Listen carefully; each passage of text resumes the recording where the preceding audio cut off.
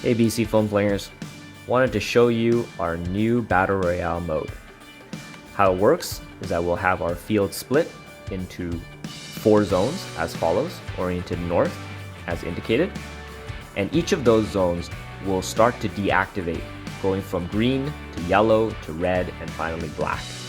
When it is fully black, the zone is completely deactivated. Any players downed or even up will be immediately and permanently eliminated from the match if they're caught in these zones, so make sure you move.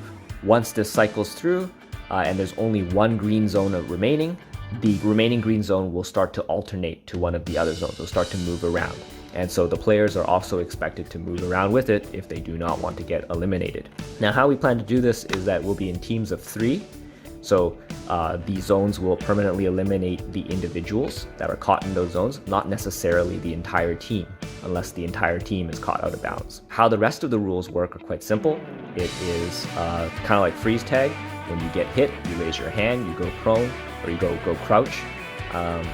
However, in this mode, you are able to move in a limited fashion when you are down. You can crouch walk, crab walk, or crawl if you want back into cover so your teammates can revive you. Now, teammates can only revive you by putting their hand somewhere on your body and then keeping it there for 10 seconds while counting up to 10. Now, if anything happens such that they get interrupted, like they have to shoot or whatever, that countdown has to be restarted. Once the revive process has started, like they have their hand on you, neither you nor the player that's reviving you can move. The game ends when there's only one team standing, so when all other teams have been eliminated. Just a couple notes.